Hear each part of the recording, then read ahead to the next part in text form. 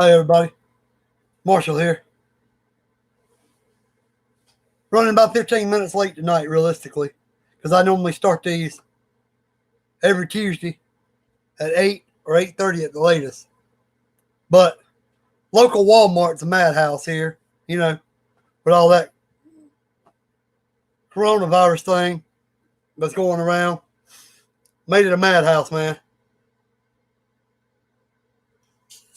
You have a grocery list made out and you get to the grocery store, and basically the whole list is basically what you were going to get is null and void, and you got to switch it up on the fly and try to come up with a whole new grocery list because everything you pretty much had on it, but maybe one, maybe two items, everything else is gone. So you got to switch it up and go with something else. So took me a little bit longer than I expected. Then I had to come home and put everything away.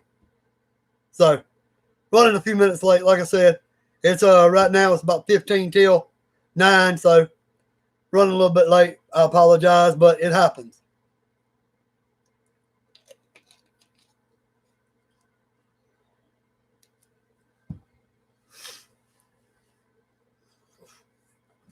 I'll tell you what, boy.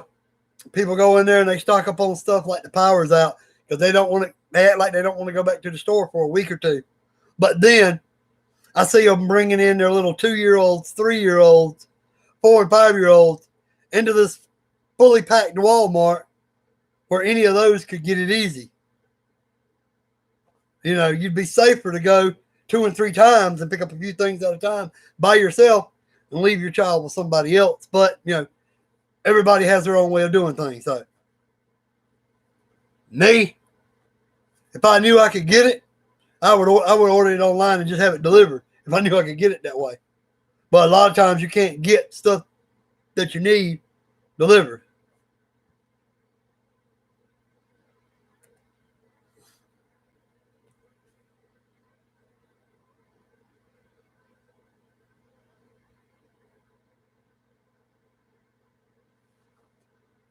What's up? So you changed your name, huh? Heavy Putt Guy 2020 Outdoor Adventures, Fun Adventures.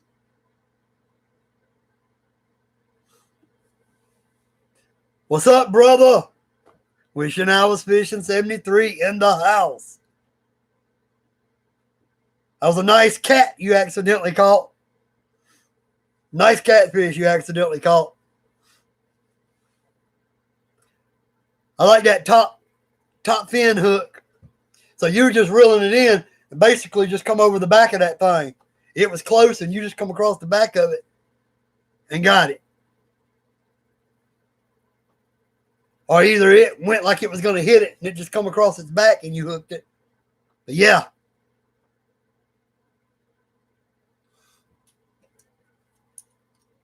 Well, I went ahead online since I hadn't been able to use my GoPro Hero 5, because I didn't have the regular case. In other words, all them accessories they sent me had a waterproof case for diving, but it didn't have the regular case that comes with the GoPro Hero 5. So I went online and ordered me a lens cap. Yeah, I bet it was. It probably felt like it was about 10 pounds on that 2-pound line.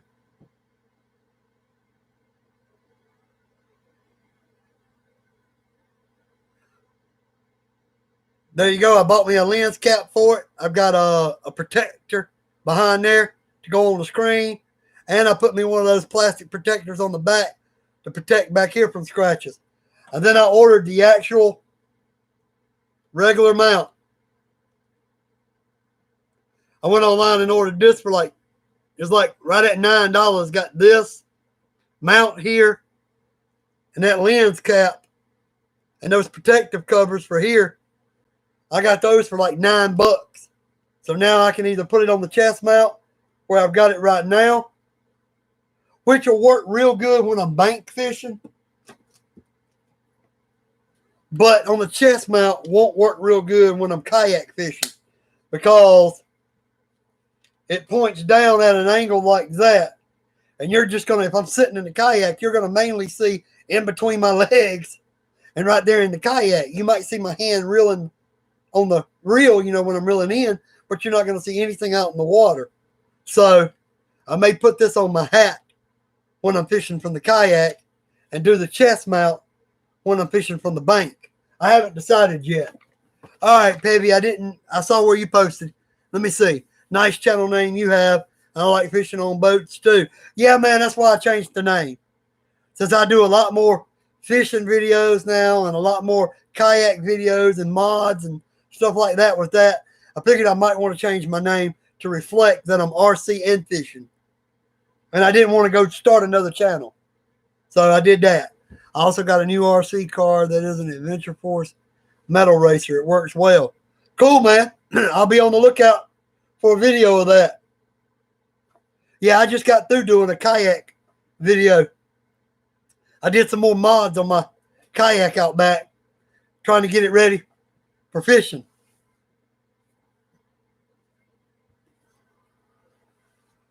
Trying to get that thing ready for some fishing this year.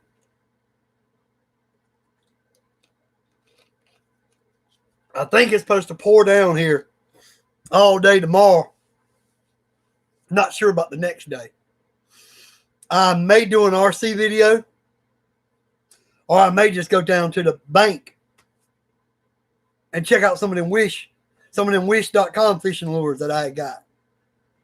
Because actually the last fishing video I made, I said in that video next time down there, I was going to be checking out a couple of the wish.com lures. So I may go down there and just put the thing on my chest, turn it on, record, and show me using some of the plugs and lures that I got from wish.com, and save the kayak fishing to a later time. Then again, I got an RC I've been wanting to run. I may take it out and do a trail run and shoot a video of it.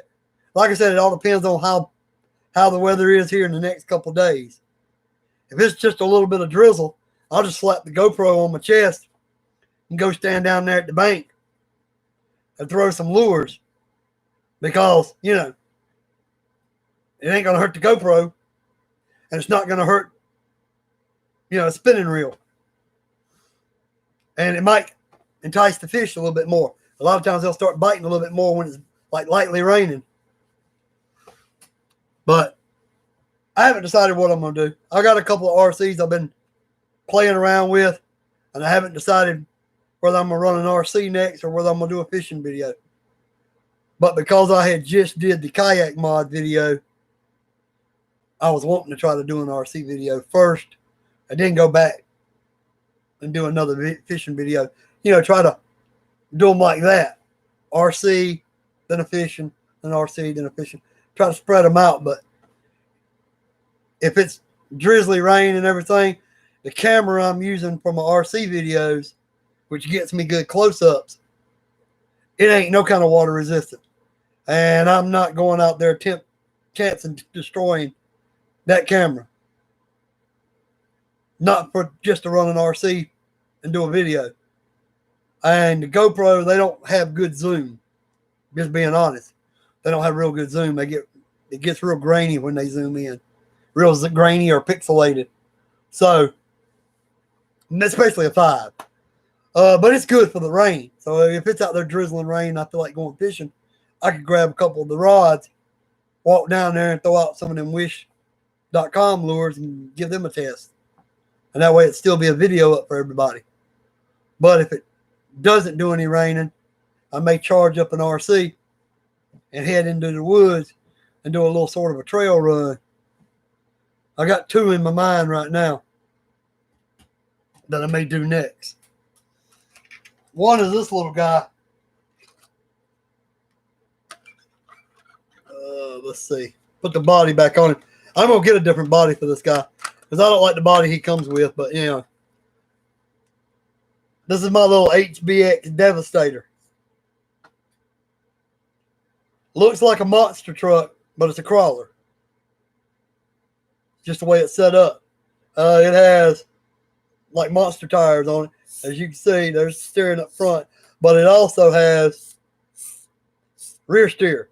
So this is a 4-wheel drive, 4-wheel steer little crawler. But I don't care for the body.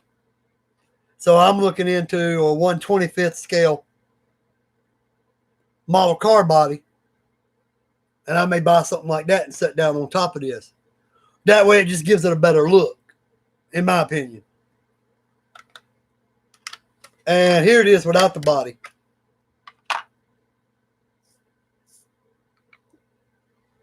Kind of looks like a rock racer without the body. If I took these towers off right here, the body post towers, took them off front and back, I could just run it like this. It'd be more like a little rock racer. So it would look more like a little rock racer or rock bouncer. But I like to run a body on it. It helps protect your electronics and stuff when you got a body on it. That way, if it flips and everything, that Lexan little plastic body, see, it takes everything except for where the wheels hit. The body takes the rest of it. So I'm probably just going to get a model car body for this and put on it. But I've done some work on it. The shocks didn't have hardly any dampening because they're just friction powered, no oil in them. So I went back and put a zip tie up in there. Well, you can't really see it, but right up in there, there's the zip tie. I added it right up at the top of the shock spring. And what that does, it makes the shocks a little tighter. See? So it's not quite as bouncy. I did it to the back and the front, just so it wouldn't be quite as bouncy. And I stretched out the front end, brought the links out forward just a hair to make the drive shaft come out more straight so it wouldn't be as bent. And that way the servo is sitting straight. The servo was like this or like this up on an angle. And I noticed it wanted to bind a little bit more, so I changed up the way it was sitting. The back one I left alone. As you can see, there's pretty good bend in the drive shaft right there. It's not straight. See? It's got a pretty good bend in it. Whereas the front one is pretty much straight, see? Pretty much just straight from up here, straight to it. But well, that's one of the ones I'm thinking about running, because I haven't run it in a while. But this is the main one I was thinking about. My ECX Doomsday Barrage that I customized. Added everything to it. Changed out wheels and tires. Did the rusting on them.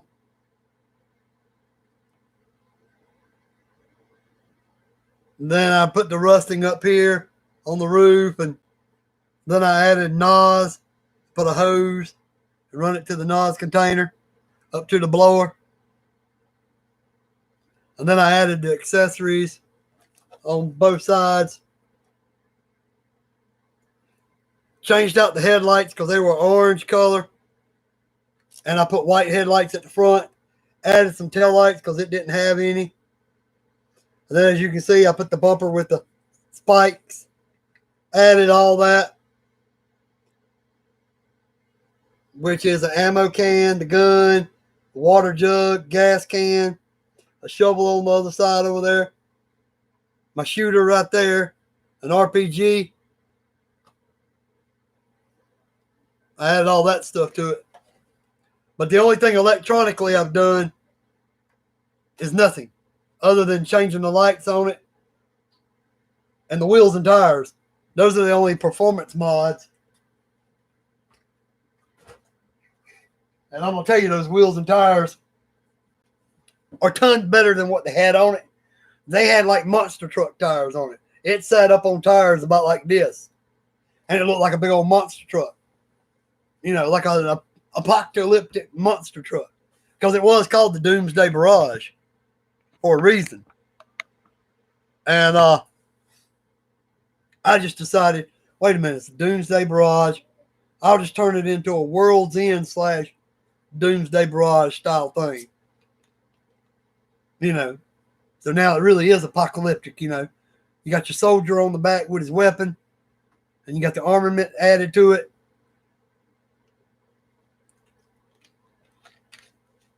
But yeah, that's why I had changed my name. Because I wanted my name on my channel to reflect that I do RC adventures and I do fishing adventures.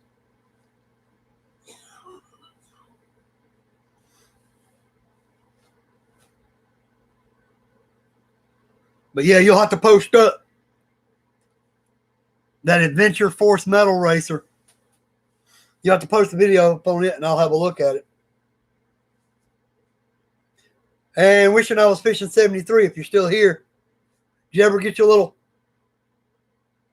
little car, your little mini car that the guy was replacing? I know you said about 30 days back when you said it, but how long has it been already? Was it been about 2 or 3 weeks? At least? Maybe 4?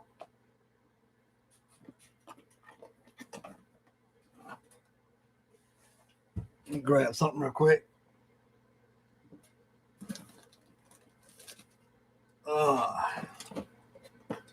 Moving something around real quick. I'll be right back with you. Something had fell and I had to set it back up.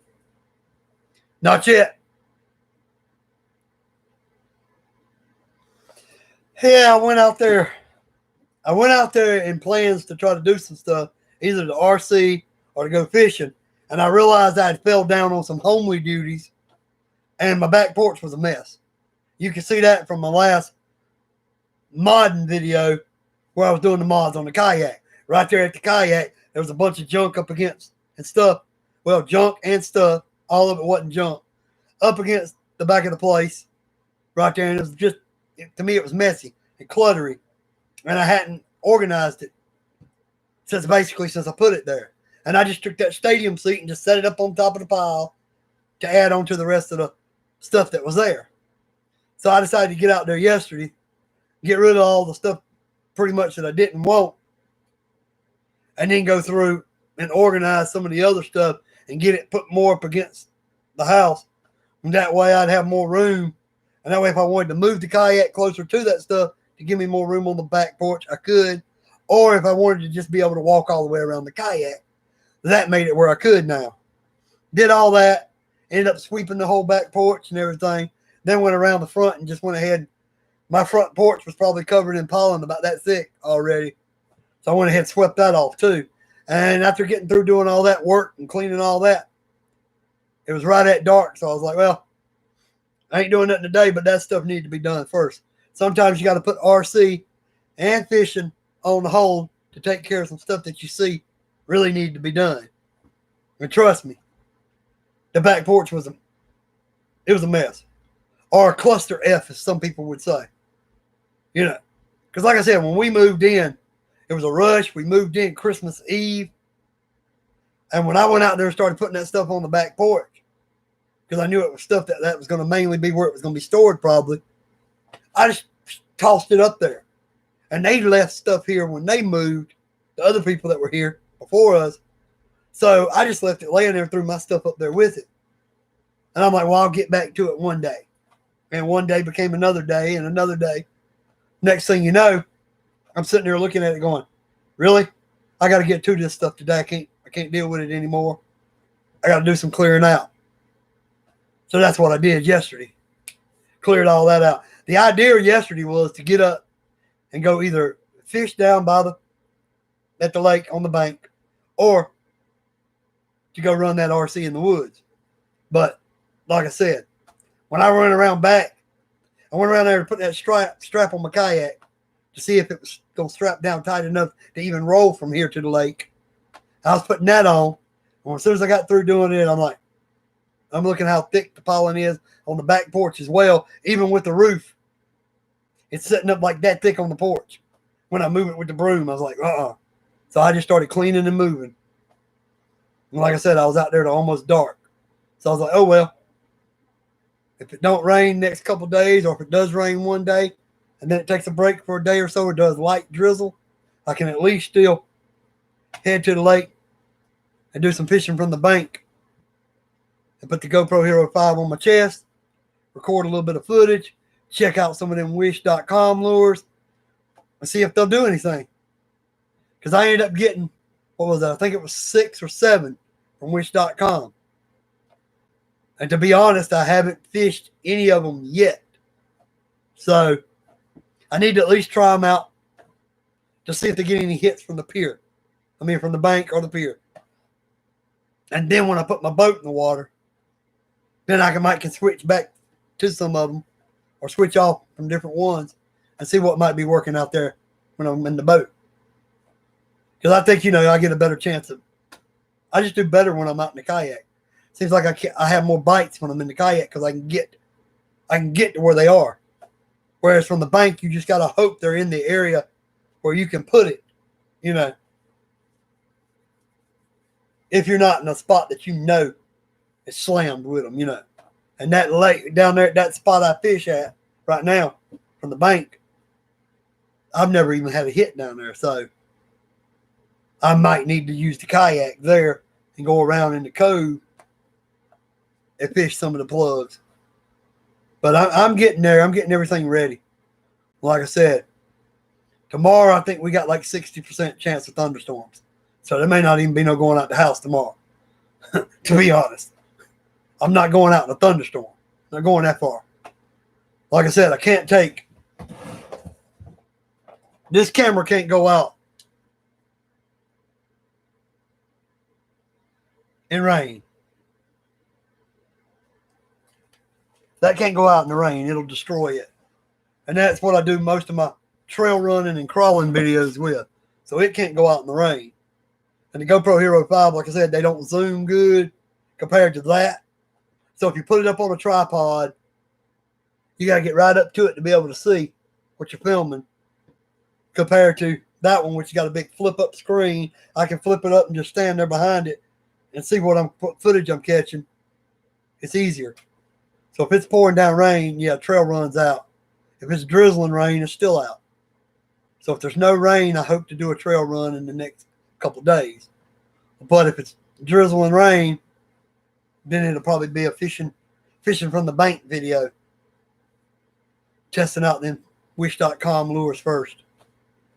And testing out the GoPro Hero 5. Because I haven't shot any video outside of it yet. I turned it on in the house, put it on my chest, got it recording, and just shot like a minute or two clip. But it was in the dark, so it didn't, it didn't perform like it will outside. What's up, Dab Smile?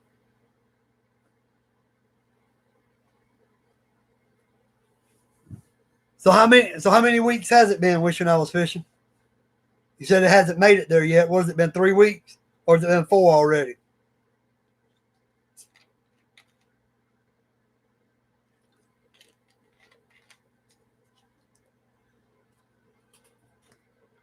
And Dab Smile, again, thanks for your comment on my kayak video, on my kayak mods.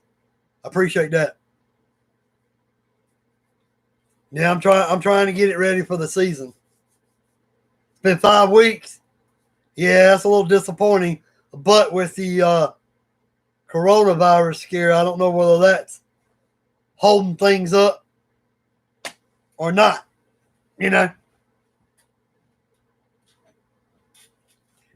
Weird thing is, and I don't know whether they're doing it for my protection, for thinking I'll get robbed, or whether they're doing it for my protection because of the coronavirus.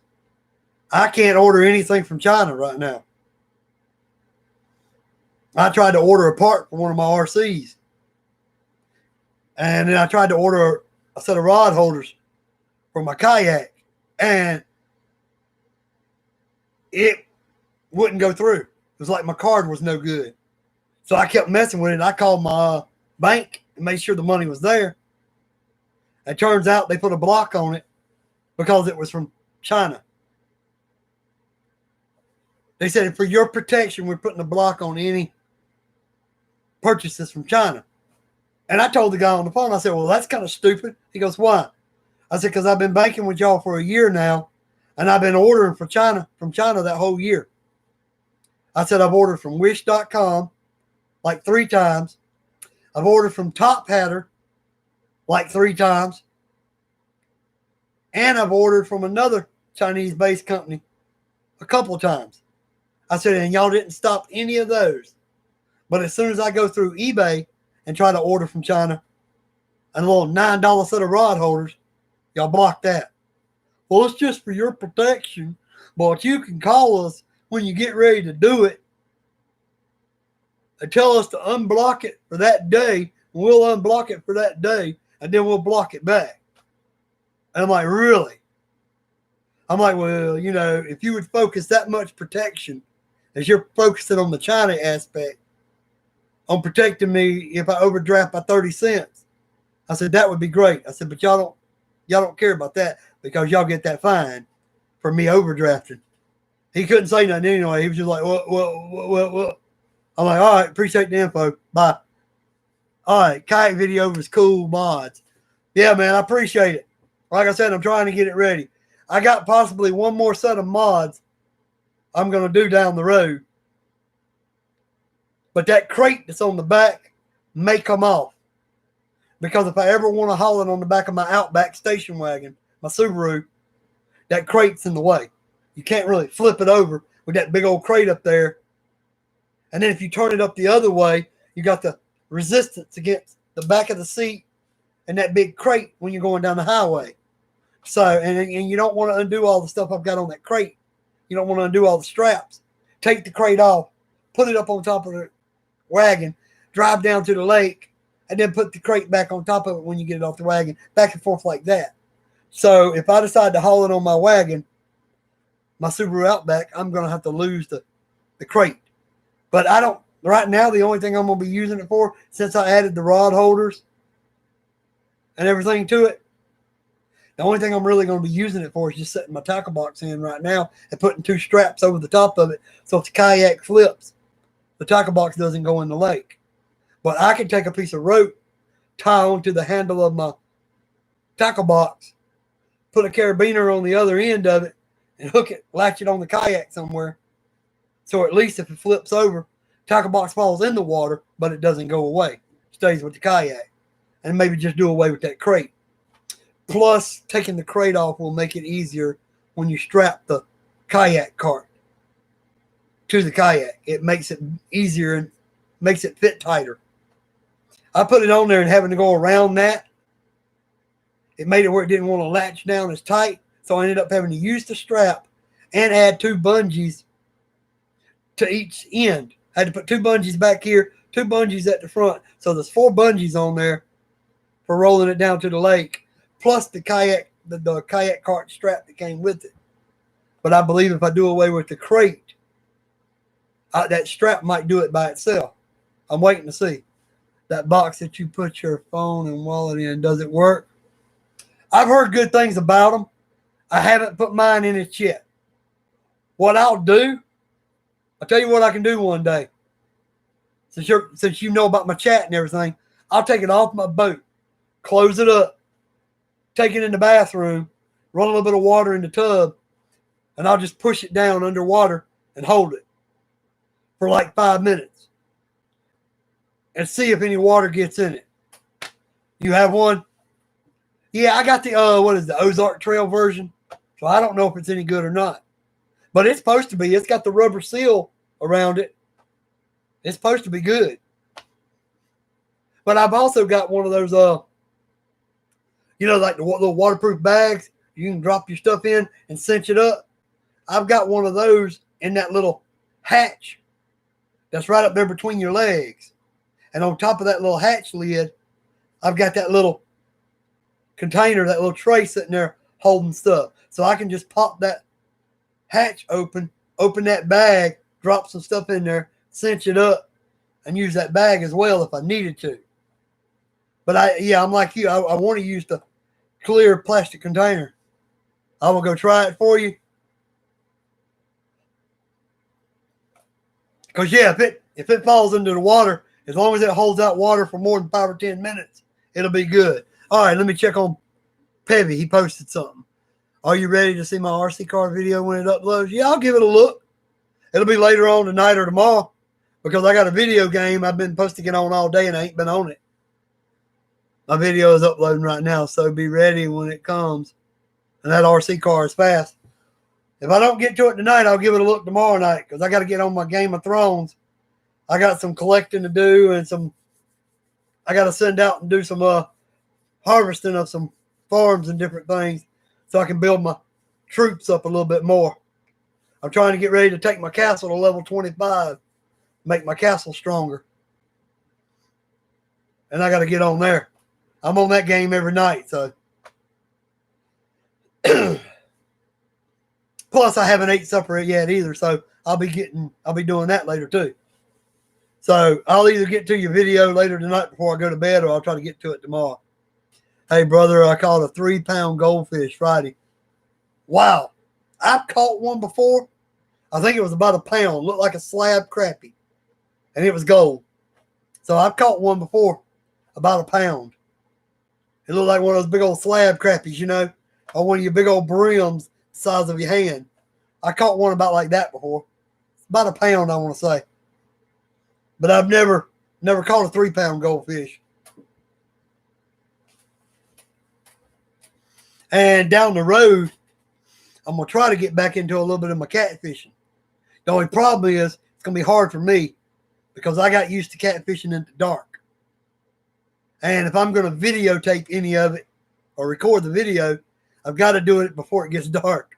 Because, you know, I don't care about a GoPro being decent at night. It's not going to be good at night. And you sitting out there on a kayak or from the bank in the dark, throwing a rod and reel trying to catch a catfish, nobody's going to hardly make out what you're doing.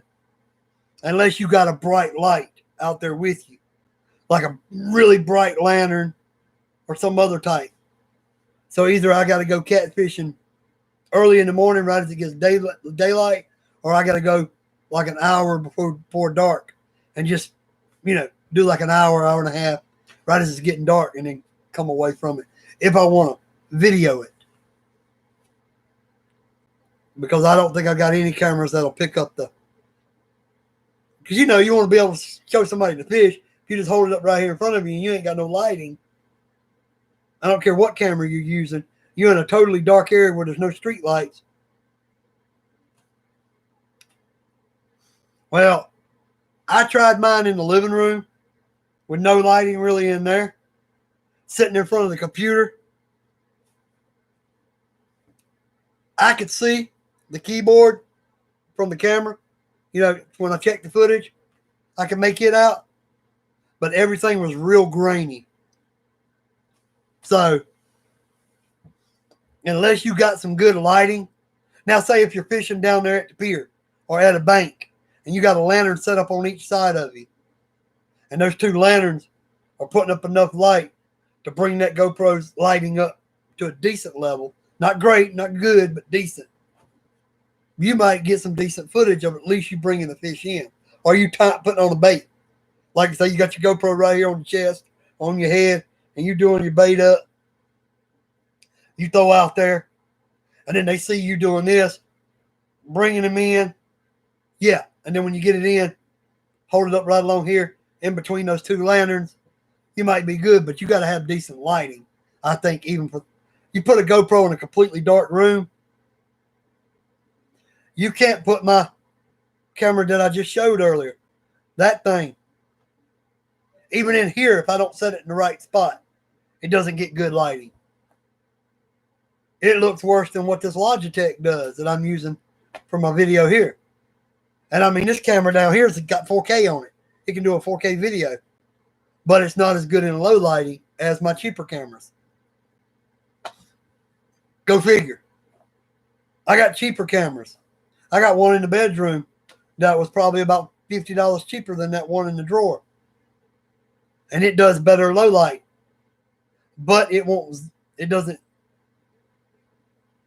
have the 2K, the 4K, and it doesn't have the 1080 at 60. It stops at 1080 at 30. And I wanted that. Plus, it doesn't have the flip-up screen at the back. And I wanted that in my videos so I could just stand behind the RC, behind the camera and see what the RC was doing. Instead of having to get all the way down on the ground just to be able to see it. When the screen is on the very back. You got to get all the way down there where the tripod is. This way I can flip that screen up partially. If the sun's not too bright on it, I can just look down at it and drive the vehicle towards the camera and get my shots. But yeah, I haven't tried the GoPro Hero 5 outside in the dark. You should have gone catfishing with me when you lived here. Yeah, man. I kick myself all the time and say, man, why didn't I go fishing with you more? But it was like, okay, I'm a night person. to be honest. I'm one of those people that stays up until daylight, goes to bed, and don't get up until after lunch, and then does what he's going to do from there, either up until dark or up until the next morning. What's up, Gorilla Bear Tech? Good to have you here. Missed you last couple weeks, my friend. And congrats on that personal best. I remember you telling me about that. But yeah, I should have went fishing with you. But you do a lot more early morning fishing than I did. That was my mistake. I couldn't never set up a time where I knew I was going to be up at the time you were up, going out early in the morning. But that was on me. I mean, because I could have went out in one of your extra kayaks. We could have went out and did a kayak fishing trip. We could have went out and did a bank fishing trip or a pier fishing trip. I definitely would have loved to went under that bridge with you and fished under there, because you caught some nice fish under there. I'm planning another intense 6S and 3S speed run this week. Cool. Yeah, man, I know, crazy. I've been missing the last two. Yeah, 80.7 on the Traxxas eRevo 1.8. Yep.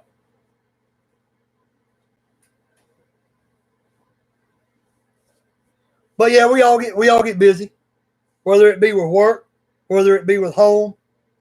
We can all get busy, and it happens.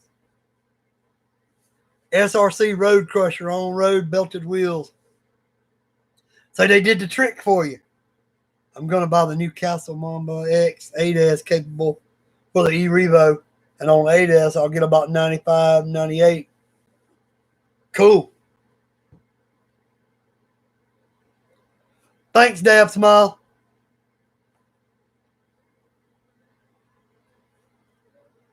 I'm going to do a dedicated coronavirus speed run.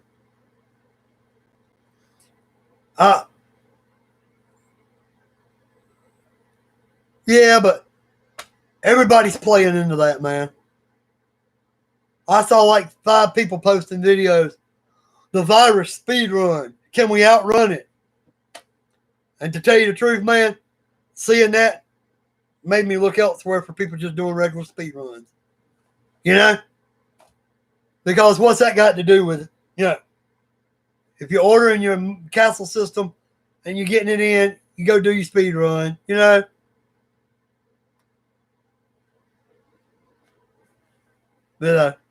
But you do what you want to do. I'm not going to go outside and say, hey, yeah, here it goes. This slow bash video is for Gorilla Bear Tech. Because my bashing's slow compared to the stuff you be doing out there. Because you got all them fast RC. Yeah, I don't think people know Budget Talk RC yet.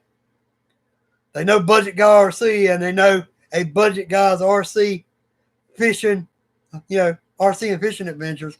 They might know that. They know Budget Guy RC more than anything, though, to be honest. And I think everybody's starting to find out that I'm Marshall, Because I always did my videos, Marshall, a.k.a. Budget Guy RC. That way people would know. Yeah, they all geared up to shit, man.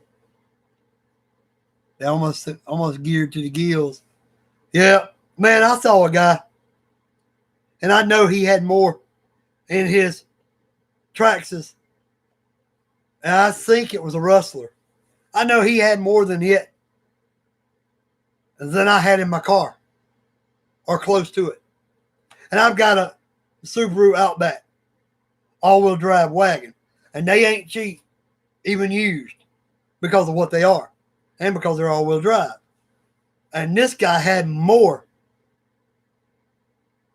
in one RC with all the aluminum upgrades and everything. He had more in one RC than what I had in the car. That fishing pole was cool last Tuesday's video. Yeah, man. You're talking about this one.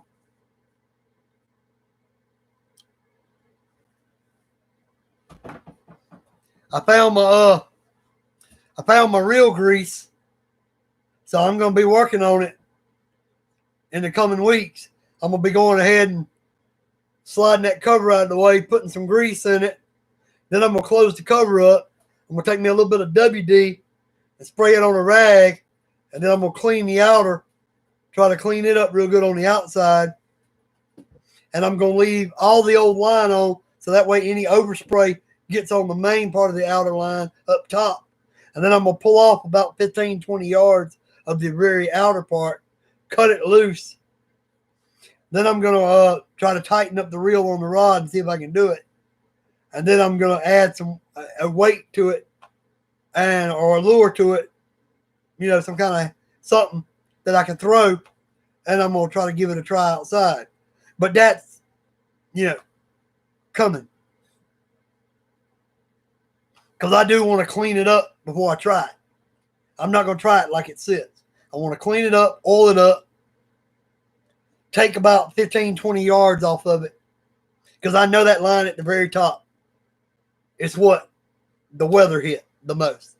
You take 15, 20 yards off there, and the line that's under it is still going to be better than what's up at the very top. And that'll at least let me test it.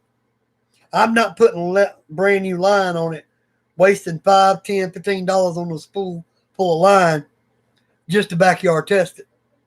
I don't see the sense in wasting the money. Now, if I get it out in the backyard and I'm casting it and I'm doing decently with it, then I could see putting new line on it, maybe putting that reel on a better rod, and actually going to the lake and fishing with it and testing out that antique reel. Since you missed the last one, Gorilla Bear Tech, this was on last week's talk. This is a 1960 Pflueger reel. This thing was made in 1960. When my girlfriend's granddaddy passed away, her mama gave it to me, this rod and reel. And I'm going to try to clean it up, oil it up and everything, clean it up, and try to test it out. I noticed the fishing episodes, laughing out loud. That thing's cool. Yeah, man, I mean, come on, 1960. Yeah, the fishing pole it might have been the same year, for all I know. Or maybe he broke the pole that it was on and he put it on that one just, to have it on one. My Slash 4-wheel drive gets too hot on hot days. So you got to run it more in the cooler weather. Now, your opinion. You do speed runs. No, man, the money's too much for those, man. I couldn't live with myself if I spent what they cost. To be honest, I couldn't do RC anymore. Not with my name, because you cannot call yourself budget guy if you're going to go out and spend $800-900 for an X-Max. You can't say I'm a budget guy. I'm a guy on a budget. That goes out the window,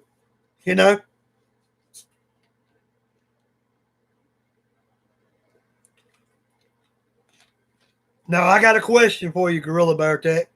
I got one for you right here. And to me, I'm going to say plastic would be better for the speeds and the others better for durability. But now, what would you rather have? Two-wheel drive Slash, low center of gravity, all aluminum, arms, everything aluminum, speed runs, or a low center of gravity with all plastic, like say maybe RPM plastics, speed runs. Because to me, the plastics would be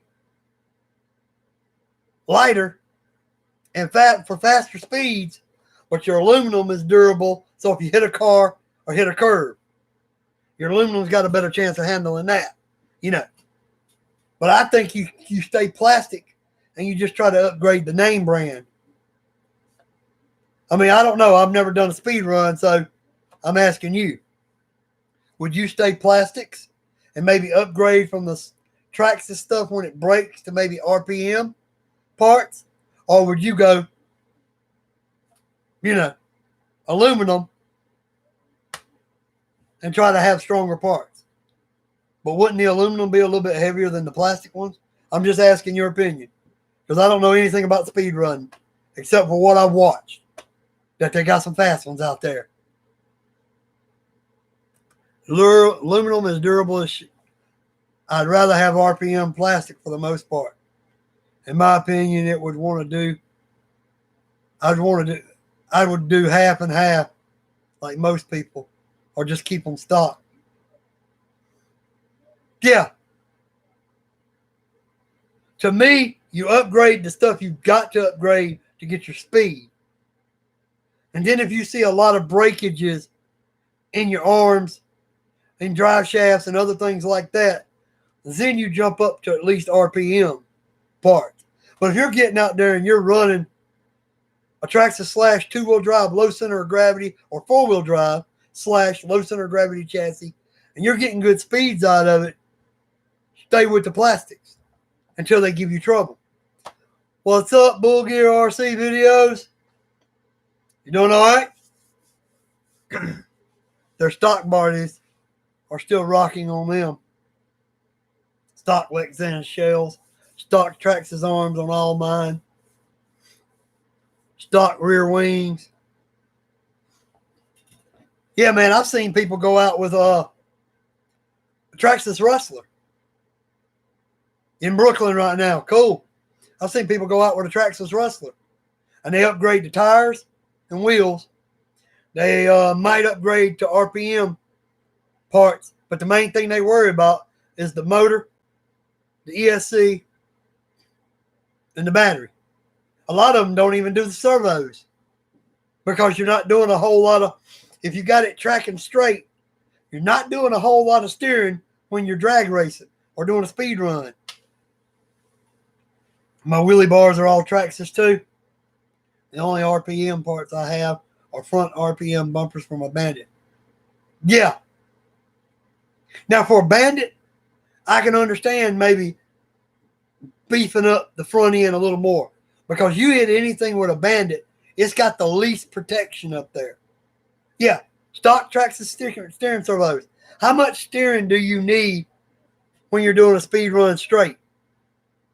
Now, if you're out bashing or you're out racing, then you want an improved servo, especially racing. If you're going to race the truck, you want a servo with more response so you can control your truck better. And, of course, you're going to want to put better shocks on it, better tires on it, you know. Because I've seen guys leave the stock electronics in it, change out the servo, change out the shocks and the tires, and have Traxxas Slashes do way better at the track than you would think. But they had to change the tires and wheels, the shocks on it, and the servo, so that way they get better control out of it. Because I used to go to races and watch races a good bit. I love watching them race. I don't care whether you're racing around the oval or whether you're racing the regular jump tracks with jumps. I love watching them race. What I went to was an indoor dirt clay oval. And that was cool because you could go there in the rain and sit there and watch people race. Yeah, two Rustlers and Bandits are not as good as all the other cars. Two-wheel drives.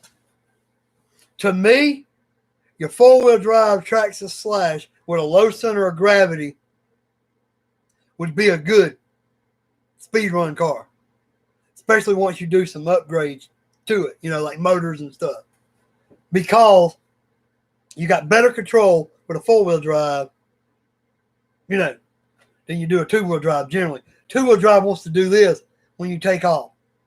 But I've seen people with two-wheel drive Rustlers that will just walk the freaking dog. I mean 160 plus mile an hour easily on some of their Rustlers.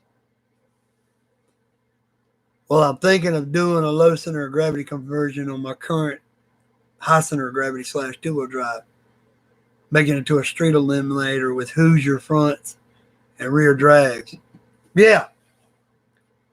Maybe even put something like a stock car type body on it. I'm talking about the stock muscle, like a muscle car body. See how that would work on it. You know, get you like an old Oldsmobile Cutlass body, or slap you a 55 Chevy body on it, something like that, or do more like a drag truck. You could do something like that with it. Run some Hoosiers on the back, some fatties on the back, and then some little skinny drags on the front. That's what I want to do.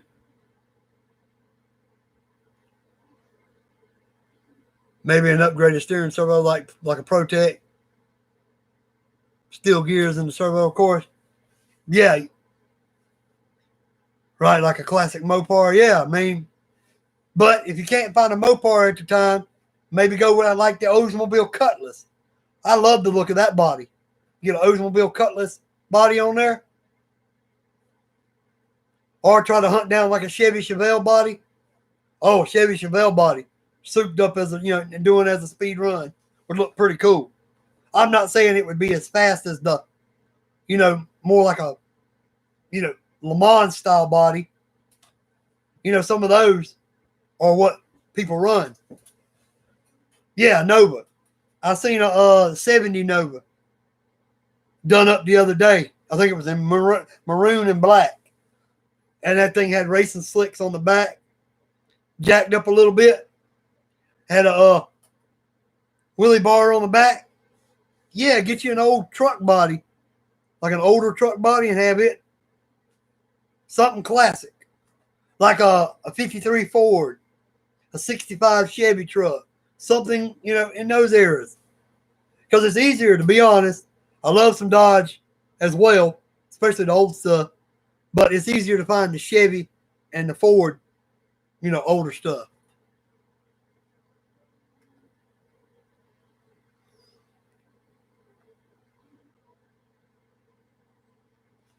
To me, if it was me, if you were going to do now you're talking about for your Traxxas Slash, on that 2-wheel drive Slash, I would jump on either a pickup truck body, or I would hunt down like a Chevelle, to be honest, because it would be easier to find a Chevy Chevelle, a pickup truck body, maybe an older, like a 65 Chevy, a 53 Ford pickup, something like that. Do something on the order of that for that, or find you a Nova. Now, if you're talking 1/8 scale, maybe just go whatever you can find, But now a Le Mans body with that low front end would get you a little bit better speed and get you better downforce. Well, hey, man, I've got a Subaru Outback all-wheel drive wagon. Now, that's the only, mind you, that is the only wagon I would own. Yeah, a Le Mans style body. The ones that had the headlights in racing. One of the cars that had the headlights in racing. I'm not talking about the Formula F1s that's just got the wing at the front. I'm talking about a Le Mans style body where you got the headlights up front. The front end is real, real low on them. They're real aerodynamic. The roof ain't real tall. And then the back end widens out and covers the whole tire pretty much. Check it out. I think you just put it together, put it LE. I think it's LEMAN, Le Mans, and S. LEMANS.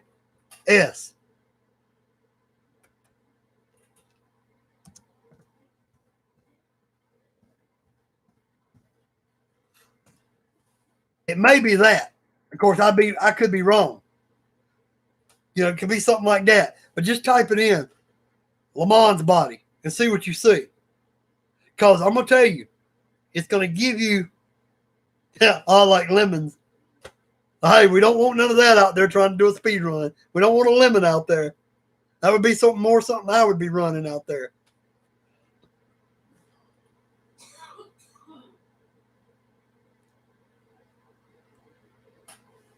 Now, a drag wagon, that would be something you don't see many people doing. There's you another option. Imagine a jacked up Dragon Wagon. There you go. There's the name for it and everything. The Dragon Wagon. There's the name for it and everything. The Dragon Wagon. Get you some kind of wagon body. Put it on there. Have it a little jacked up. The Dragon Wagon. Make sure you put the wheelie bar on back. Oh. I seen that a few nights ago on TV in my room. A dragster wagon doing 197 240. So hey, the Dragon Wagon. That would actually be pretty cool for an RC speed run. But the reason I said the Le Mans style body, I've seen a lot of guys run those style bodies, and they get way up there in the speeds. We're talking 2S and 4S runs and getting up there where you're getting with your E-Revo. They're hitting those numbers and busting those numbers with 2S and 4S with those sportier style bodies. Of course, it had turbo in it and nitro.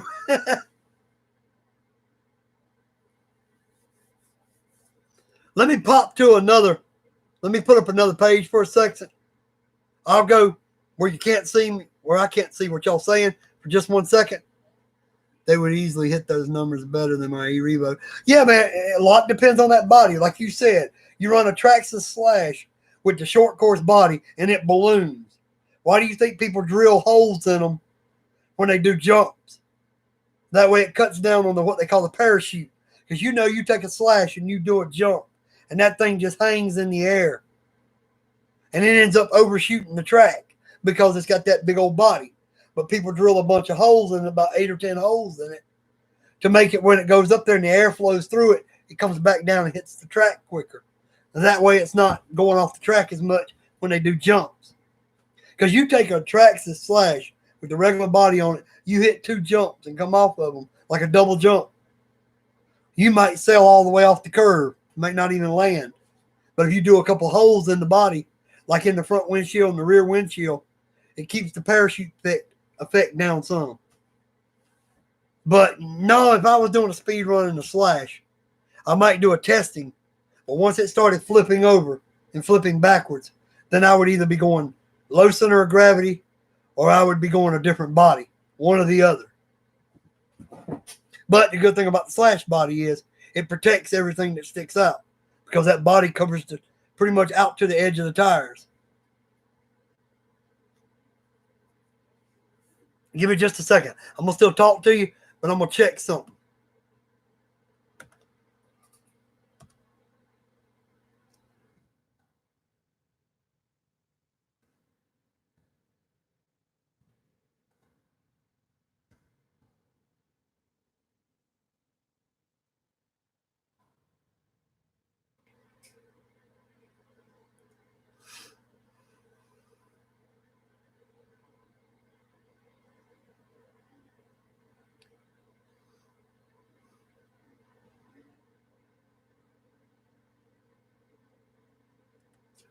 All right, I'm back. I just went and pulled it up. I typed in 1/10, 1/10, put the TH beside it, and put Le Mans body. And it popped up a listing of a bunch of them. They got the wing on back. You can decide to put that on there or leave them off. Some of them don't come with it made on there. Some of them come where you add them. And they got the low design where the cockpit sits about this high above the body. So your roof line's only about this much higher than your fenders. I think your roof comes up this much higher than your fenders. So where your headlights come back like this, your roof's only about that much higher than your headlights. So it gives you that good sleek design. And they sell those bodies on eBay and other sites. Some of them are like Mazda bodies. Some of them are Porsche style bodies. And everything. Like your 24-hour at Le Mans. Those style bodies. But they're good for speed runs. If you just want a speeder that'll give you a low body that'll help keep it low, that would be good for your Traxxas. If you don't want to go with the muscle car style. Give me a second. I'm going to pop right back over there for you real quick, Gorilla Tech. Gorilla Bear Tech. Give me a second.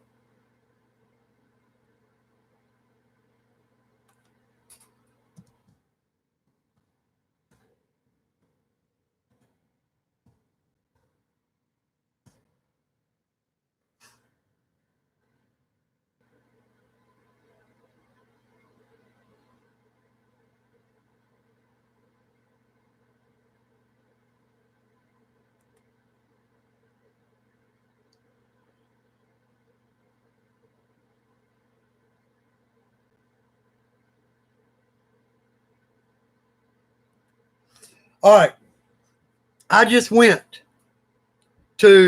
back over to the thing and typed in 1/10 scale muscle car body.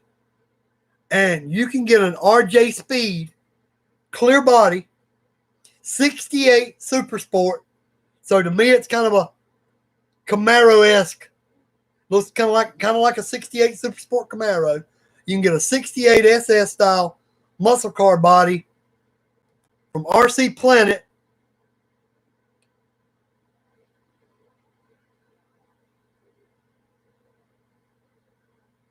$27 before shipping. It is $27 before shipping.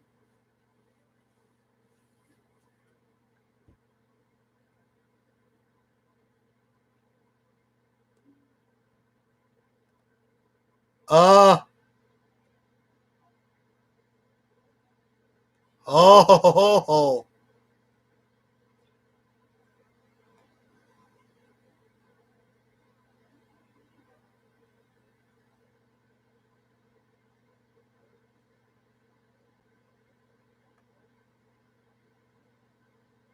Give me a second.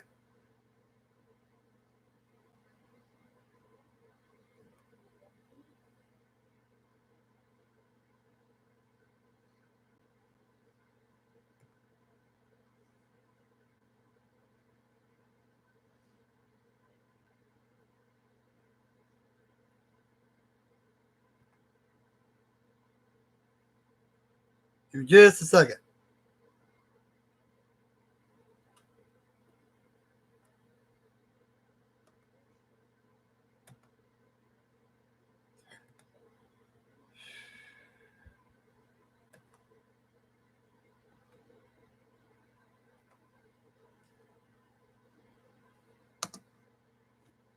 There you go. That's the exact thing I found.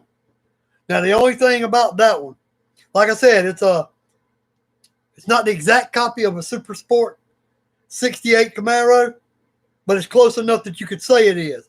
It kind of looks like a cross between the Mad Max style car that Proline did and a 68 Super Sport Camaro.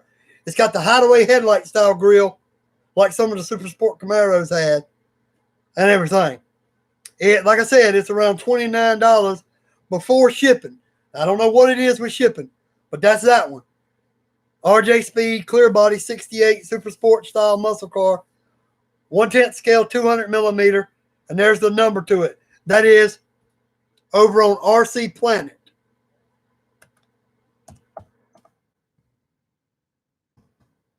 That's RC Planet on that one. Now, I'm going to try to bring you up one of the other ones.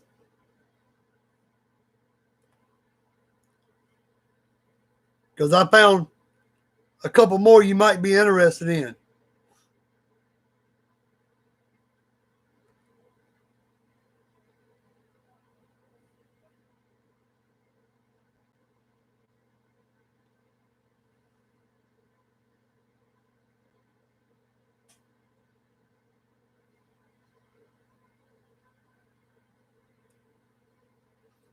See if I can get it to show up on here. Or I may just show you one of those Le Mans. Now here's one that's kind of weird. It's different. We might throw this in there.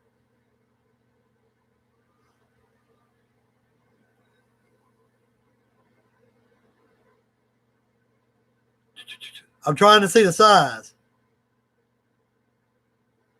No, this one's out. It won't fit. My bad. Aha. Active Power Sports. I got you one right here. See if this will fit. I'm trying to look and see what size it goes to.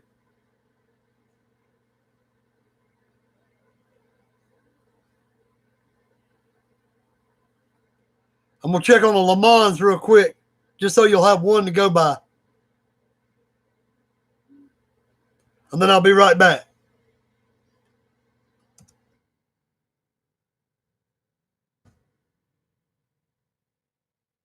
This way I got you started on something and you can.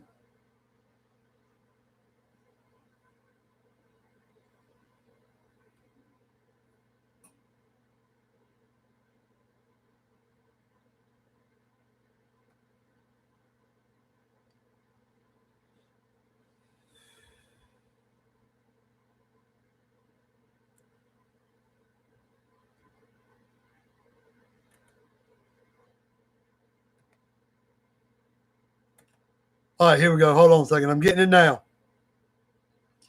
This is from like AliExpress, so you'd have to wait on this one.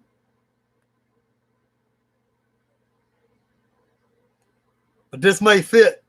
I don't know if this is too short. But I'll copy this one, and this will give you an idea of what you'll be looking at. All right, I'm back.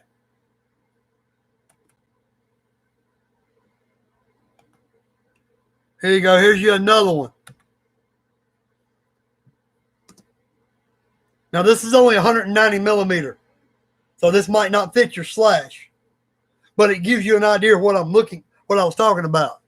This is a Le Mans Toyota clear body for a 1/10 scale on-road flat touring or drift car.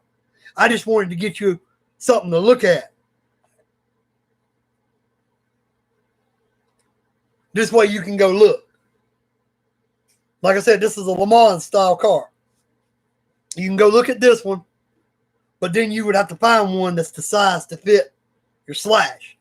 This would be really good for your speed runs. Just paint it up some kind of color if you can find one that fits. I don't think the 190 will fit. I think you're going to probably need, what, 210? What is your Traxxas Slashes, wheelbase? Yeah. You ain't got to do pretty. It's just get it on there, make sure the wheels ain't rubbing, and run it. I mean, if it's a crap paint job, paint it one solid color, white. Put it out there and run it.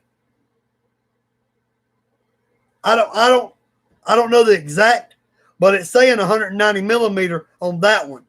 You're going to have to get a measurement of your slash.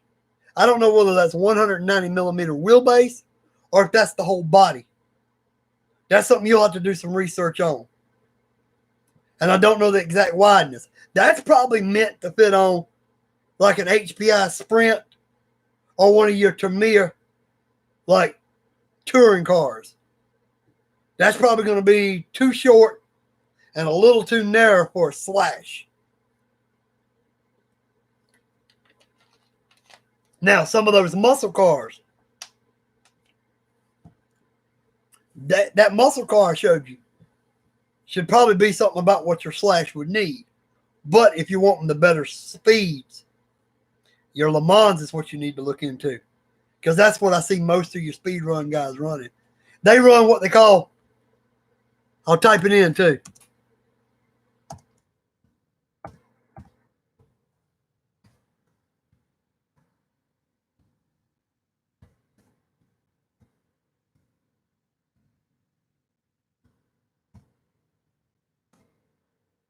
That's what a lot of you speed guys are running. Trust me, I had a lot of speed guys on my channels at different times, and this was the main body they ran. The main body they run was from Delta Plastics, and you check them out, give them a look. You may see something on there that you like better than what I showed you. But that's going to give you, and they should have on their site, Delta Plastics should tell you if they fit Traxxas Slash, E-Revo, or what they fit. That way you know when you order that thing, it's going to fit your RC. But just look into them, man. I gave you a good starting point, Now you got Delta Plastics. You know that you can look for a muscle car for your slash or try to look for like a Le Mans style body. But check out the Delta Plastics. If you want your best speed run bodies, that's what I want to say 70% of your speed run guys, if not 80% of them, are running is Delta Plastics.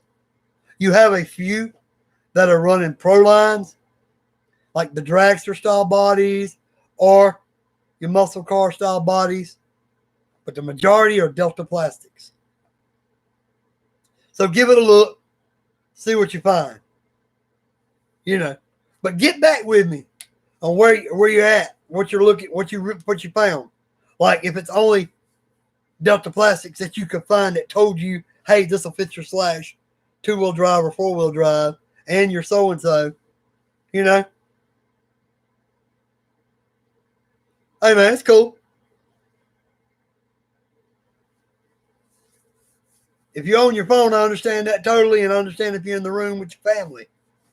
But definitely check out your Delta Plastics and see if you want to go with their style body.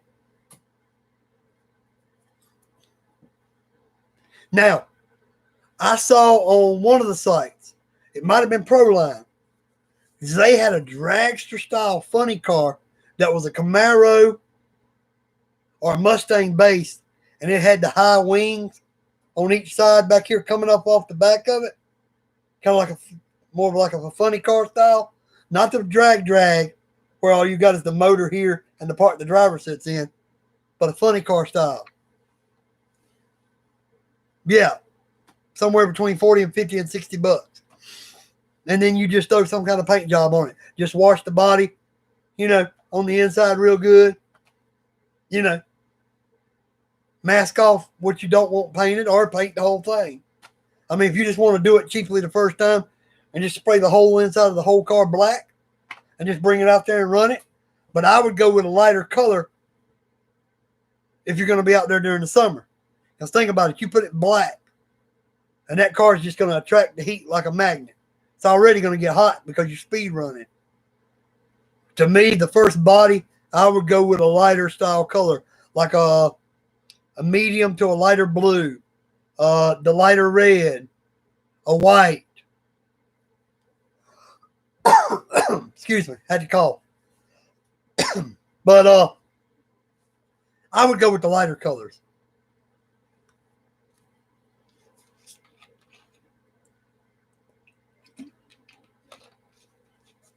And if you're just wanting to get it on there, yeah. Say like a canary yellow. Everybody's going to see that on video. You can't help but see a canary yellow car. You do a red, a little bit lighter blue, or that blue. Kind of like that, about that color blue, or a little bit lighter. That thing's going to show up like crazy. Maybe go with a mint color green or just a hair darker. Or a white body. Gives you a lot of options there. And yeah, like you said, since you're just going to be testing out to see where you want to be in that range, do I want the Le Mans body? Yeah, baby blue or white. Do I want that Le Mans body? Do I want the muscle car body? Do I want this? Well, of course, go with the funny car style for more of a dragster build. Like jacked up in the back, big Hoosiers on the back, little tires on the front, or go with the antique pickup style for that. Now, if you're just going for something for speed runs, Delta Plastics body, Le Mans body, or maybe even that Camaro that I showed you, that Super Sport, But the first body you buy, just get it out there, get it on there, get it painted, get it on there, and run it, and tell everybody, hey, just put it in the comments or put it in your description. Hey, this is the first body like this I bought. I just want to see how it's going to do on my car. And once I get one I really want and decide the one I'm going to use most of the time, I would go more the funny car style body then. But if you're going to do more than one, then I would put one with like a truck body or a muscle car body. But if you want to make it a true dragster style, I'd go funny car style. With it lifted in the back, something like Hoosier type on the back end, big wide tires on the back, skinnier ones on the back. But I wouldn't do the skinniest. I'd go a little bit more wider than that. Make sure you got the wheelie bar at the back, and have the funny car that we're talking about that's got the fins up on the back like this, coming off the back of it, coming right up to the very back end.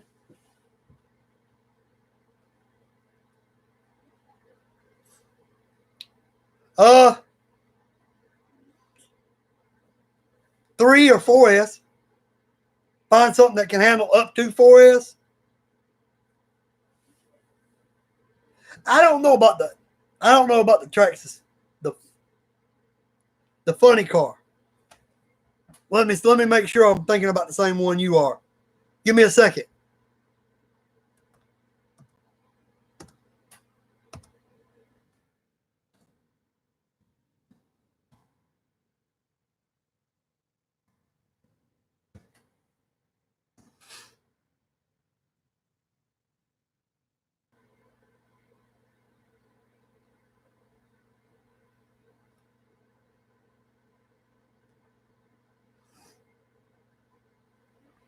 Give me just a second.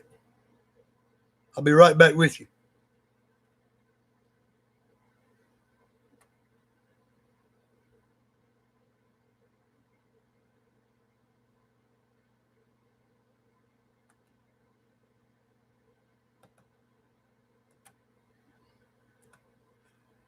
There you go. Now, this ain't going to probably fit your Traxxas, but this is an idea. RJ Speed, that's only like a 13-inch wheelbase, so I don't see that fitting your Traxxas. Here's one, though. This will get you one. This will fit a 2-wheel drive Slash. I found you one. This will get you here.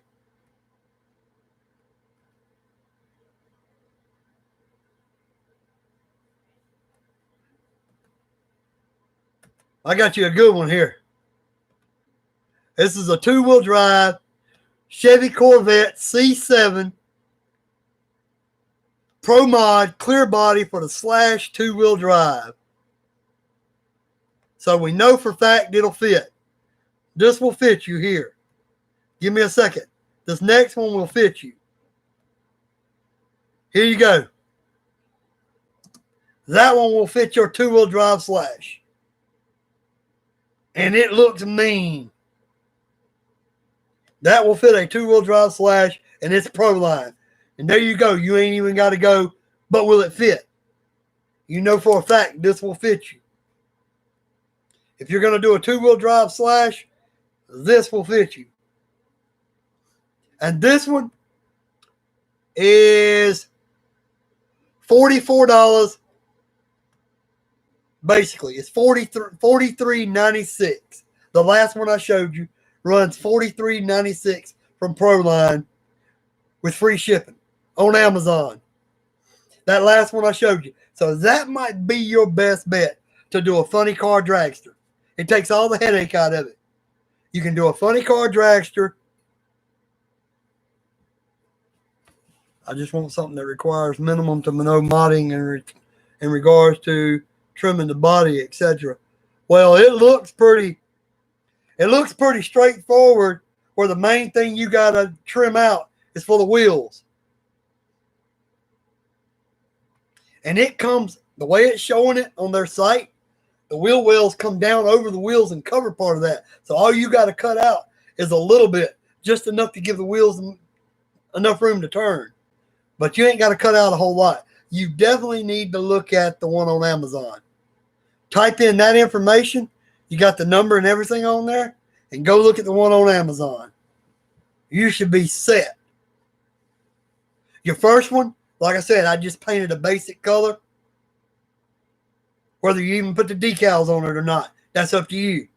Run it, see what kind of speed runs you're getting with that body then. And then go back, maybe order a second one and do some work on it, like maybe paint the body one color and put the hood scoop on it, maybe a different color.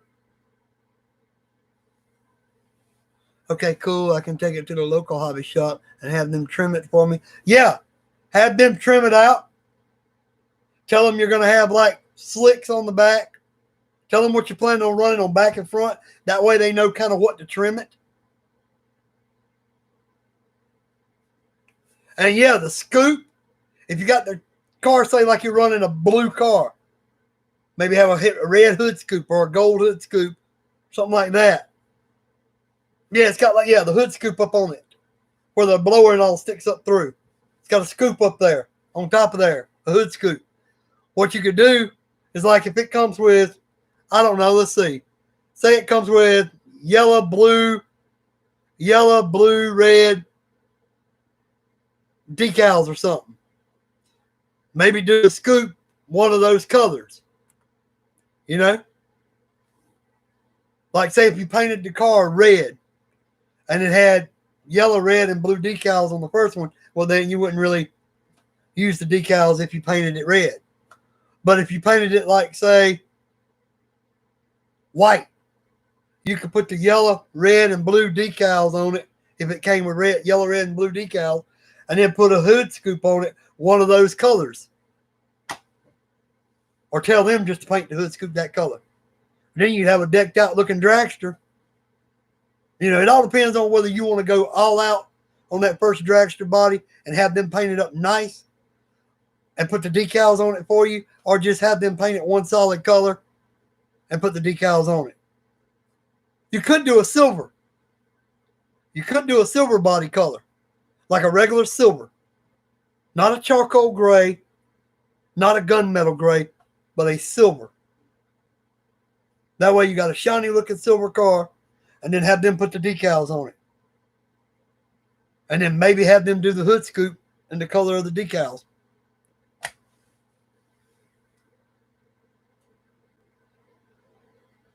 Yeah, if you're gonna pay them to paint it, you might as well pay them to put those decals on it, and whatever decals come with that Proline body, maybe do the hood scoop in that color scheme. Like if you got red, blue, and yellow stripes coming with it, put one of those colors as the hood scoop color.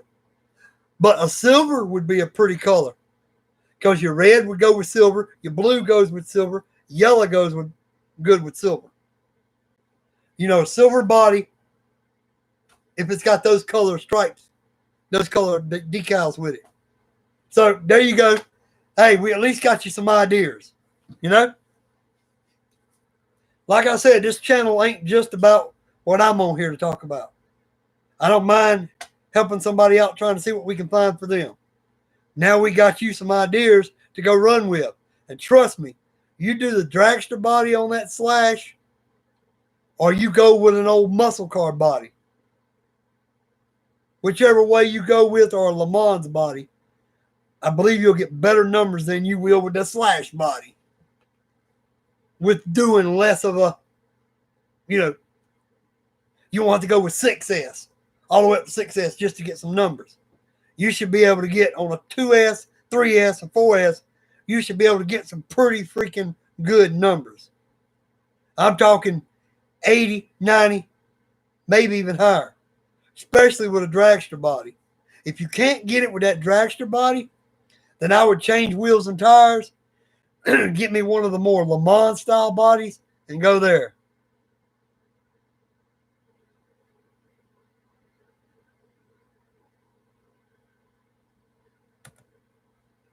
I got another spammer. I'm going ahead and hiding him.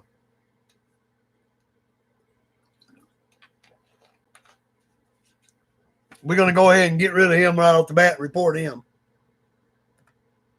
Just go ahead and do that.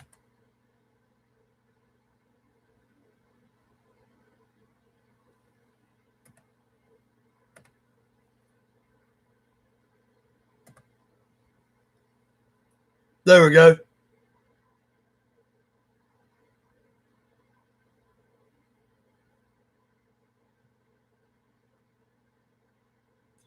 Yeah. I can't do nothing with something like that. I mean, that's just, I mean, I don't mind you joining the talk and talking about different things, but no. If you're in here to talk about the hobby, if you're in here to chat about RCs, fishing, kayaks, mods to those different things, you can even be in here to talk about gaming. And I'm cool.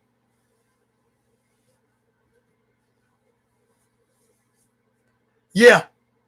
Give me a second. I'll do that too, so that way I added a couple of the other guys in the last chat and in the chat before that. I've been adding people as moderators. That way, if y'all see it before I do, go ahead and just bounce them or put them in timeout. It's bad when people come on here and act like kids and you put them in timeout. Come on. You got to put them in timeout. Sometimes it works, sometimes it don't. That's why I report them for spam. Because generally YouTube will look into it at least. If you just put them in timeout, it just holds them for like 300 seconds or something like that. You know. But yeah, man.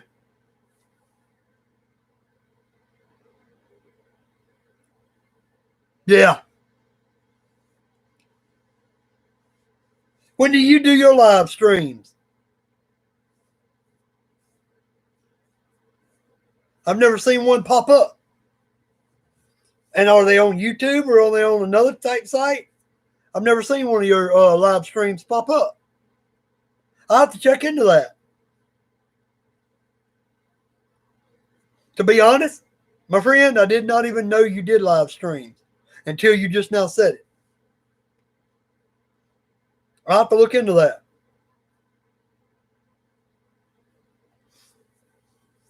Like I said, I had one person, he posted a video the other day of its RCs, and it didn't even pop up. Yeah, they are here on YouTube. You select the notification button. Yeah, I did that to a buddy of mine, and they turned it off. The YouTube did. I'll have to look into that, man. Like I said, I didn't get any notifications. I'll check you out later on when I'm off here. I'll go check your channel out and see. Make sure it's turned back on. Because I turned on one of the guys that on my live streams the other day because I was missing some of his videos. And YouTube must have turned it back off because they quit sending them to me for like 2 or 3 videos. I didn't get anything from him. He brought it to my attention on a live stream on here that he had put out a video, and it didn't come to me. I went back to his channel, and it said all notifications were turned off. And I'm like, I just discuss general RC stuff, political stuff, other topics. I do chill streams most of the time. Well, hey, man, you know I'm there for the RC. No matter what it is, I'll chat and throw in my 2 cents. I mean, you heard me tonight. I've never done a speed run in my life since I've been on this channel, but I've watched them, and I've learned from seeing other guys run stuff to what bodies may do better. I've seen guys hit 50 and 60 with some of those Traxxas ones on 2S. It was called a 2S challenge. You can't run anything higher than a 2S. And they were doing 50 and 60 mile an hour. Check out my speed runs on my channel. I do unboxings and reviews on tech-related stuff. Cool. Well, as you know, I do unboxings. I did an unboxing on that refurbished GoPro Hero 5.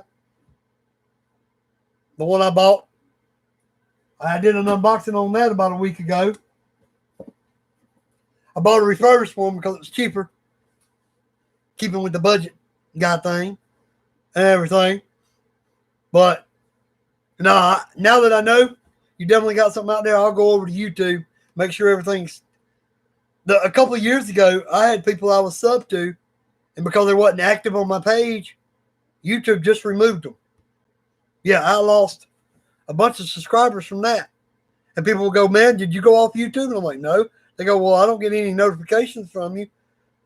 I go, yeah, I ain't received any from you. And they'd look and they go, I'm unsubbed from you. What happened? YouTube gets fickle, man. They do stupid stuff sometimes.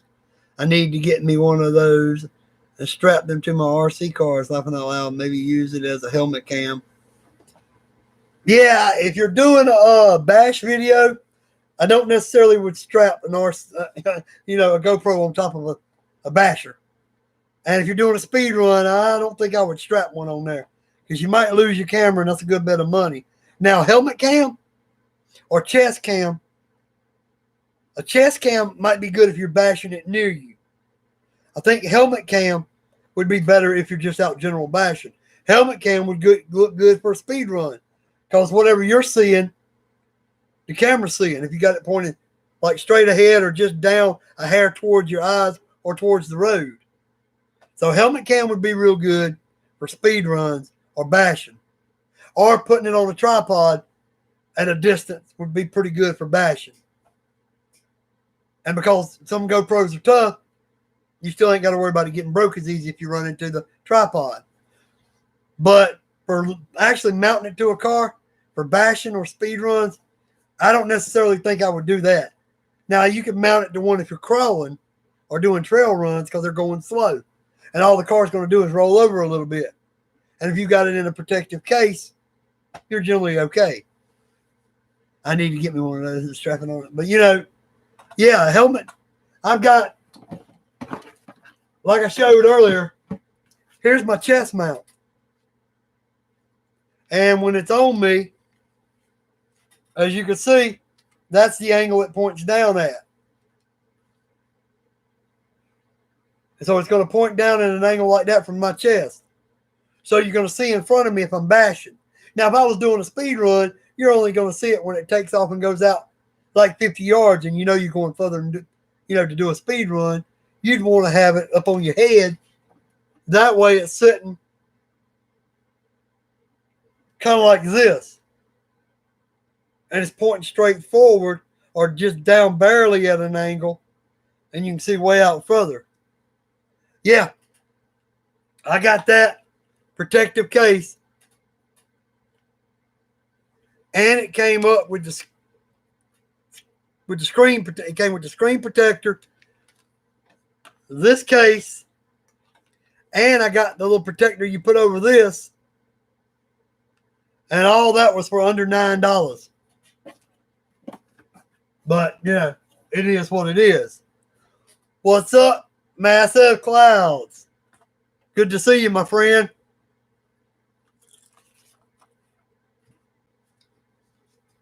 We've been talking like 85, 90% RC tonight. We've been talking speed runs and talking about what kind of body he's going to put on one of his Slash. Like maybe a Corvette funny car.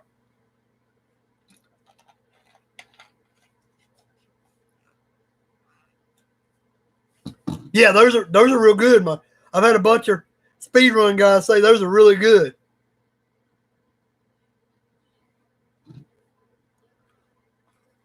Hey, $65 ain't bad. I think the cheapest I saw one for was $59 one time.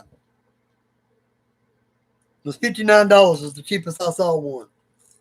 Now, I know we've been talking about speed all night, mostly. I'm going to jump on and show Massive something he's going to really like. Bill Lewis is what I'm going to say first. And Massive's going to know what I'm talking about. I finally found Bill Lewis, what you were telling me about. I found him after we had our chat last week. I found him at Wally World. Remember, they hadn't had any Bill Lewis at Wally World. The last 3 times we had a chat, I'd been there and looked to see what you were talking about, the Bill Lewis ones. And I'm like, there ain't none. They were sold out every time. Yep, $59.99 plus tax when they ship, an extra $3 to $5 depending on where it comes from. Well, the one I found was on, I think, eBay, and it was $59.99 and it shipped for free. I normally spend about $65 to $71 for it. Now, Massive, tell me if you think the colors and the sizes are good.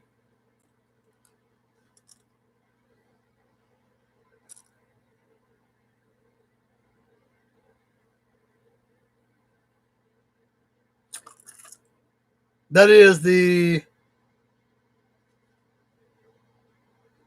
half-ounce blood shad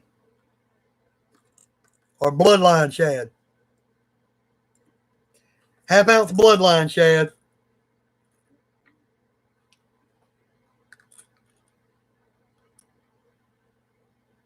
And 1/2 ounce living chrome shad.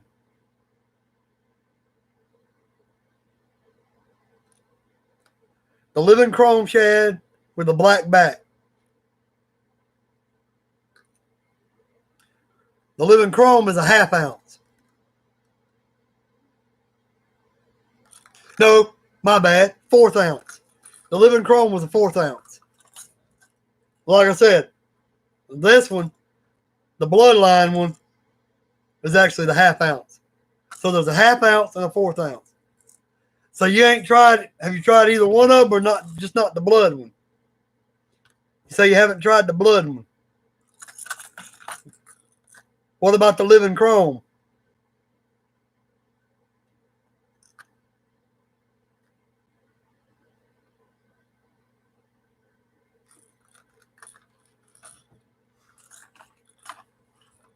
And what do you think about the 2 sizes? I only used the chrome and blue. Well, this is chrome and black, so still pretty good combination. chrome and blue, chrome and black, they're still pretty similar. Because you got the blue back or the black back, it's still pretty close. And now this, what you're going to like about this blood one, the blood and chrome, is look up at the top. It's got a blue head up there on the back side of it. Up here at the top part right there on the back is blue. All the way back to where you hook it on at. And then from there back, it's like a blue and red mix. The middle fin is red, but at the very front and the very back, it's blue. I've only used chrome and blue. I'd like to do it again someday. You got the quarter. I got the half and the 1/4 ounce. Yeah. I'm going to use the 1/4 ounce on the rod and reel that's got like the 6 or 8 pound test. I'm going to use the 1/2 ounce, the blood, on that Abel Garcia Silver Max. The one that's got the 12 pound line on it. This one will go on the 12 pound line. And this one's going to go on the one that's got like 6 or 8 pound on it. The smaller one. And that's why I bought the red. I went with the red because my water is a lot of times is a little bit dirtier or murkier than some lakes. Every now and then we get pretty clear water where you can see at least a couple feet down. But a lot of times we get that murky, muddy looking where you can't see this far under it. And I know that red or orange works really good in dirty water. That's what I've learned. So when I saw the blood shad, I was like, okay, that's the first Bill Lewis lure I've ever bought. And I was like, I'm going to get the blood. And it was the only blood on the shelf. The only blood one on the shelf. So that gave me good hopes. I'm like, there was a bunch of other colors, one blood. I'm like, well, let me go for that one. Because, like a lot of people say, when you find a lure, if there's only one of it of that specific color left, that generally means it's pretty hot, pretty fire. It does pretty good. So that's why I went for that one. Now this one, there was at least 2 or 3 on the shelf of it. So this might not be the stuff. But the blood, I'm hoping it's going to be the stuff. Because there was only one of it on the shelf. Of that size. But first, I got to get my butt out there. Like I was telling earlier when people were on here before you got on, I was telling people I didn't know whether my next video was going to be an RC video. Depends on the weather. Or whether it's going to be a fishing video. Now, if it rains real hard, it'll be neither. I'm not going out there and pouring down rain. But if it's drizzling or something like that, I may just take the GoPro, put it on my chest, grab a couple rod and reels in an old tackle box, and go down there and fish from the bank. Because that drizzling rain might make them bite better. Because the other, bait fish they're coming after. But I want to try the ones I've got tied on first because I said I was going to go ahead and do some wish.com lure the next fishing trip. And I'm not putting my kayak in the water if it's already raining because I don't want to have to worry about pulling out scupper plugs, taking on water. The only way I want to worry about that is if I'm in the water and it happens. You average 10 to 30 bass every trip. I'd be happy to average 1. If I could get 1 bass in 2 hours time throwing one of those rattle traps, I'd be happy.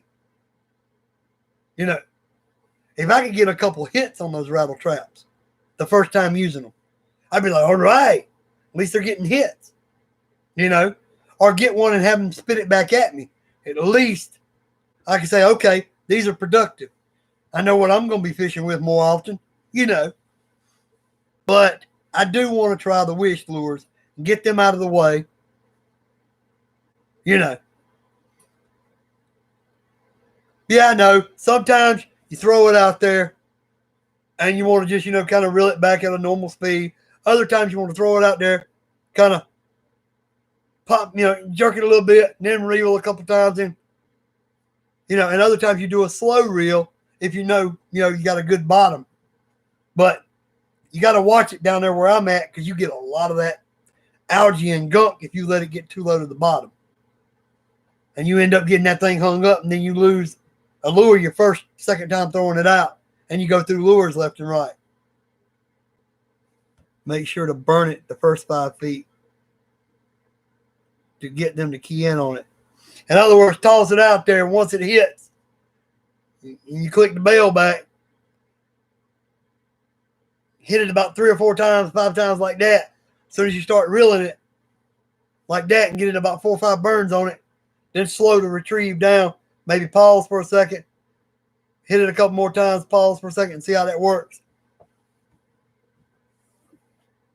Yeah, I was going to try out some different retrieves on it. I'm not going to just completely go real slow with it the whole time because we got too much gunk. I'd be hung, and it'd be lost on the first throw.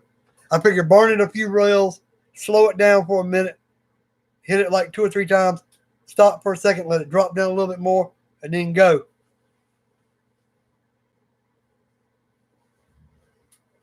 I can hear it about 100 feet out when I burn it. Wow. You can hear it rattling, huh? You can hear it doing its thing in the water. But I'm going to leave them alone. I don't want to, but I'm going to leave them alone at least until I've tried some of those Wish.com lures, since I said I was going to do them on my next trip to the water. Whether I'm in the boat or whether I'm on the bank, I'm going to go ahead and hit some of those, get them out of the way. I didn't say I was going to use all 7 of them, but I'm going to at least fish with a couple of them and get them out of the way. I'm thinking about trying out one of those swim baits, the one that's got the whole body action, the one that looks like a little brim. I'm thinking about throwing one of those on and chunking it out there on the 12-pound line. I'm burning about midways for at least the first 5 feet.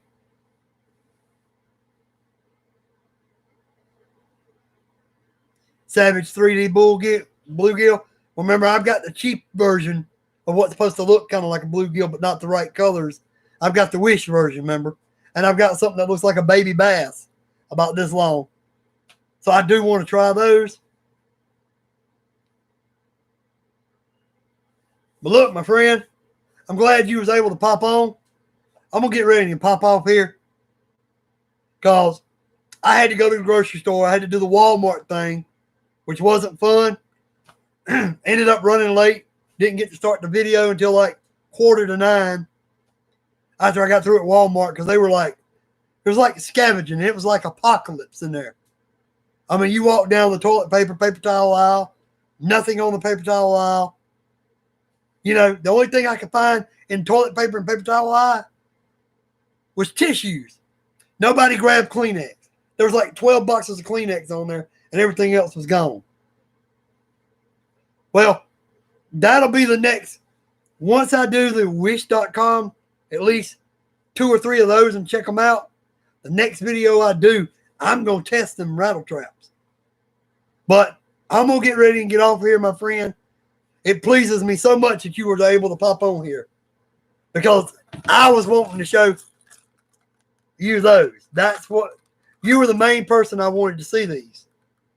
You, and I was wishing I was fishing 73 would see them. But I'm going to get ready and pop off of here. Oh, I checked my tackle box and I found some reel grease. So I do have a little bit of reel grease left. So I'm going to go into that reel one day, put some reel grease in it, take some WD-40 and spray it on a rag, clean the outside of the reel up real good. See if I can tighten that screw up to hold that reel on there tighter after I spray a little bit of WD on there to make it where it'll budge. And then I'm going to pull about 10, 15, 20 yards off, cut that loose, put some kind of weight on there or some kind of lure on there that I can throw with and try to take it out in the yard. And yes, I'll put the GoPro here on my chest and I'll chunk it outside on it or whatever. And then I'll bring it up and show it.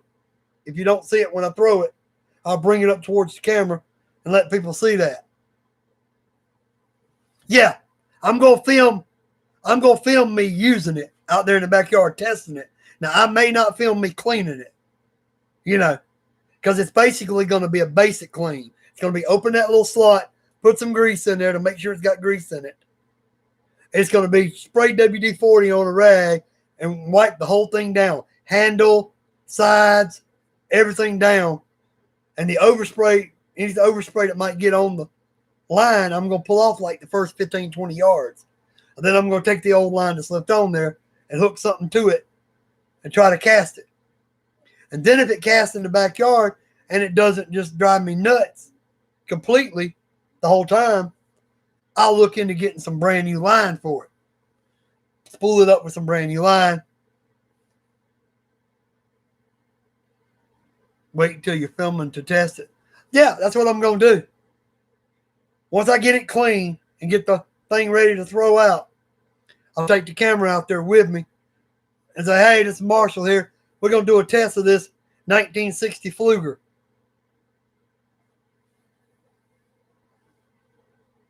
And everything. And, you know, then we'll go from there. All right, well, Gorilla Bear Tech, I was just saying my goodbyes. I'll check that link out. I'm fixing to get off here, man. I ain't had no supper. Like I said, I had to run to Walmart. It was crazy in there. I spent like double the time it should have took just to find something to eat. Y'all have a good one. Take care of yourself. Peace. Marshall, we out.